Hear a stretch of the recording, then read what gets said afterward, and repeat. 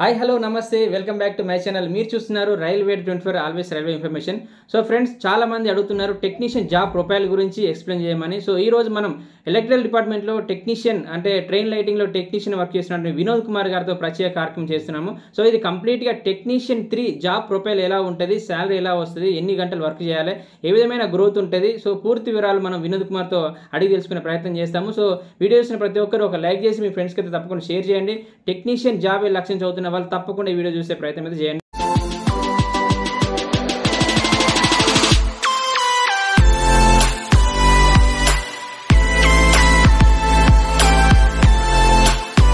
నమస్కారం వినోద్ కుమార్ గారు, ఎలా ఉన్నారు? నమస్కారం అండి, బాగున్నారా మీరు? బాగున్నాను కాక, ఎలా ఉన్నావు? బాగున్నాను నరేష్. నీ వీడియోస్ చాలా బాగుంటాయి. ఇంకోటి ఏంటంటే నెక్స్ట్ జనరేషన్ కి యూస్ఫుల్ గా ఉన్నాయి. బాగా ఇన్ఫర్మేషన్ గానీ ప్రతి విషయంలో నువ్వు మంచి చర్యలు తీసుకుంటున్నావు. ఓకే, ఇట్లాగనే చేస్తూ ఉండే వీడియోస్. ఆల్ ది బెస్ట్, నీకు మంచి ఫ్యూచర్ ఉండాలి. థ్యాంక్ యూ కాక, thank you so much. Me support ఇలా ఉంటే తప్పకుండా మరిన్ని వీడియోలు తీసుకొచ్చే ప్రయత్నం చేస్తాను.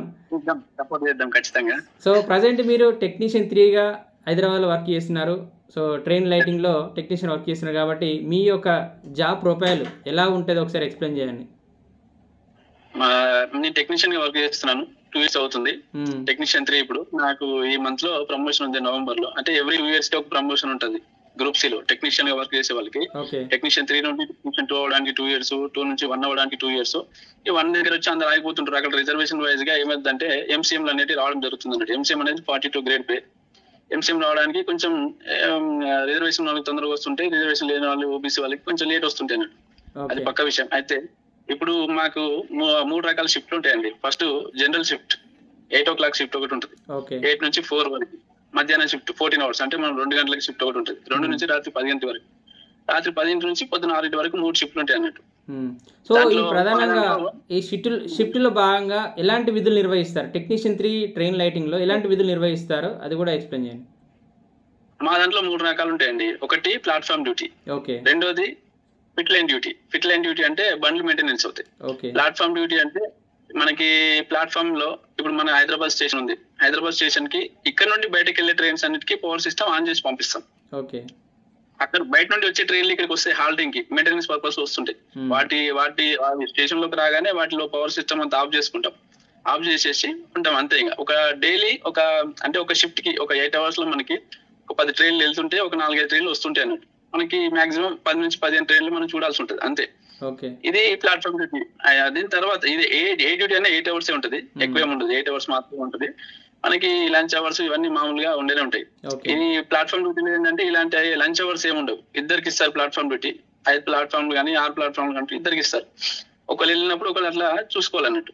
దాని తర్వాత ఈ ఫిట్ లైన్ డ్యూటీ అంటే మనకి బయట నుంచి వచ్చిన బండ్లు ఉన్నాయి కదండి, వాటిని ఫిట్ లైన్ లోకి తీసుకుంటారు. ఏది మనకి ఆర్టీసీ బస్ లో ఒక గోతిలోకి వెళ్తే చూసండి, గోతిలోకి వెళ్ళిన తర్వాత అక్కడ అంతా సేఫ్టీ ఐటమ్స్ అన్ని చూసుకుంటారు కదా. సేమ్ మా దాంట్లో కూడా అలాగే ట్రైన్ మొత్తం తీసుకెళ్లి ఒక ఫిట్ లైన్ లో పెడతారు.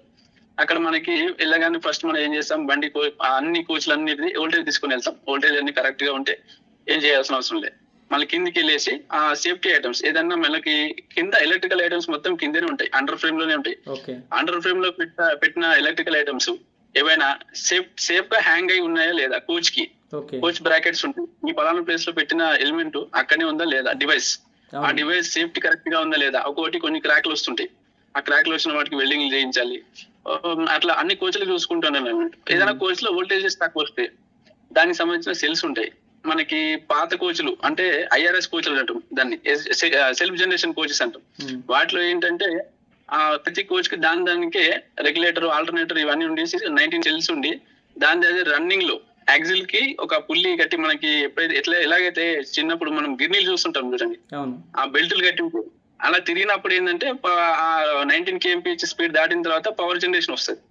ఆ వచ్చిన పవర్ ని రెగ్యులేటర్ లోకి తీసుకెళ్లి డీసీగా మార్చుకొని డీసీ నుండి సెల్స్ కి ఇచ్చుకొని పైన పంపించుకుంటారు అన్నట్టు. సో అది సిస్టమ్. ఏదన్నా కోచ్ లో మనకి ఏదైనా ప్రాబ్లం వస్తే ఈ సెల్స్ చెక్ చేసుకోవాలి, జనరేషన్ కరెక్ట్ వస్తుందా లేదా అది చూసుకోవాలి, పవర్ జనరేషన్ అవుతుందా లేదా చూసుకోవాలి. ఇలాంటివి ఉంటాయి అన్నట్టు. ఇంకా థర్డ్ది మనకి ఇప్పుడు ఇంకోటి మనకి కొత్తగా ఎల్ఎస్పి కోచ్లు వచ్చినాయి కదా, వాటిలో ఇలాంటి పవర్ సెల్ఫ్ జనరేషన్ ఏముంటాయి అన్నట్టు. ఒక పవర్ కార్ వెనకాల మనకి ఒక పవర్ కార్ ఉంటుంది, సౌండ్ వస్తుంది చూసిన పెద్దగా లార్జ్ సౌండ్ వస్తుంది, సౌండ్ వస్తుంటది. దాంట్లో నుండి మనకి అదంతా ఏసీ. ఇప్పుడు ఇంతకుముందు నేను చెప్పింది డీసీ, పాత కోచ్లకి. ఇప్పుడు ఇది నెక్స్ట్ ఏసీలు అన్నట్టు. ఏసీ వర్క్ అంటే మన ఇళ్లలో వాడతాం కదా, 750 వోల్ట్స్ వస్తుంటది దాని నుండి. 750 వోల్ట్ ప్రతి కోచ్ కి వస్తుంటది అన్నట్టు. ఆ ప్రతి కోచ్ నుండి ఒక కోచ్ నుంచి ఇంకో కోచ్ కి, ఇంకో కోచ్ నుంచి ఇంకో కోచ్ కి ఐవి కప్లర్స్ అని ఉంటాయి అన్నట్టు. వాటి ద్వారా డివైడ్ అవుతా ఉంటది అన్నట్టు. ఆ 750 స్టెప్ డౌన్ చేసుకుంటాం 450 గా స్టెప్ డౌన్ చేసుకొని మనకి పంపులు ఉంటాయి, పంప్స్ కి ఉంటాయి. పంప్స్ కి కనెక్షన్ ఇచ్చుకొని పైనకి వాటర్ రావడానికి ఆర్బిసిఆర్ అని ఒకటి మనకి దాంట్లో కూడా సెల్స్ ఉంటాయి, 19 సెల్స్ 18 సెల్స్ ఉంటాయి. వాటి ఛార్జ్ అవ్వడానికి దాంతో ఛార్జింగ్ చేసుకుంటారు అన్నట్టు.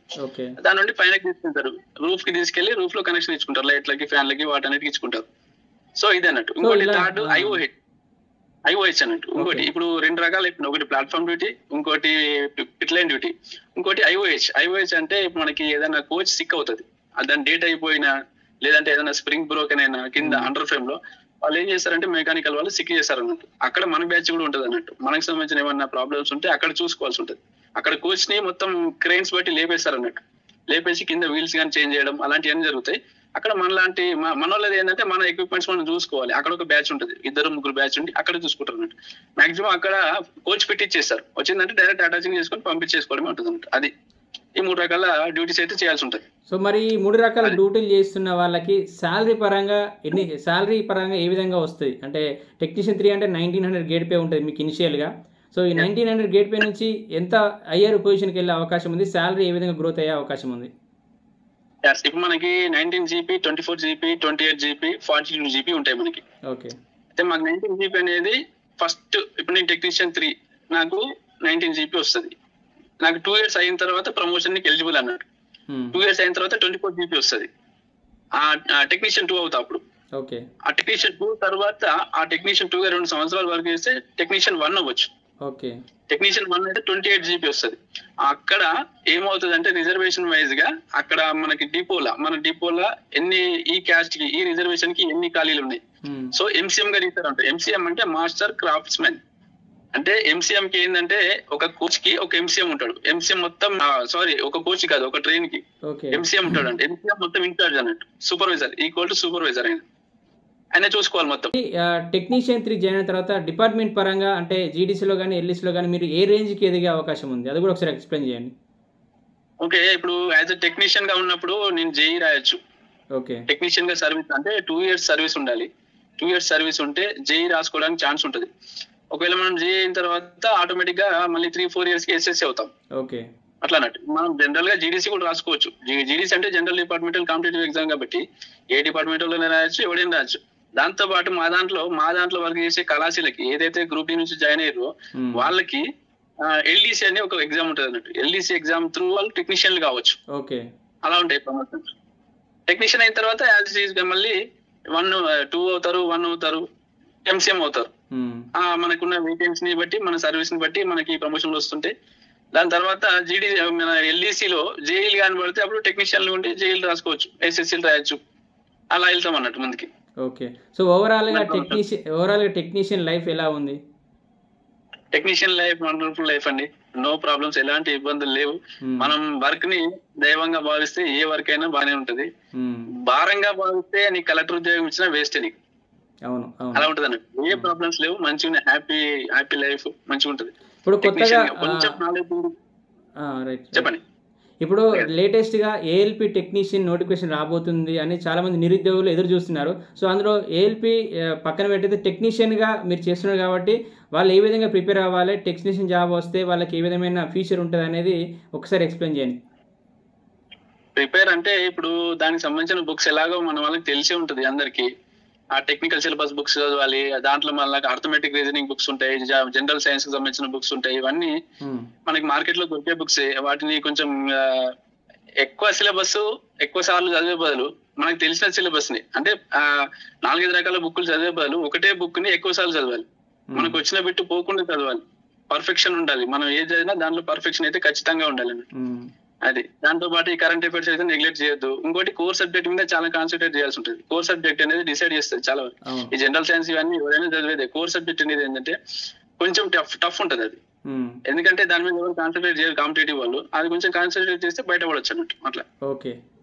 సో మరి చాలా మంది నోటిఫికేషన్స్ వస్తేనే చదువుదామా, నోటిఫికేషన్ డేట్ ఎప్పుడు అడుగుతున్నారు. సో వాళ్ళందరికీ మీరు ఇచ్చే సలహా ఏంటిది? ఇప్పుడు ఒకప్పుడు మేము కూడా అలాగే అనుకున్నాము, నోటిఫికేషన్స్ వస్తే చదువుదాంలే అని. అట్లా అయితే కాదు పని.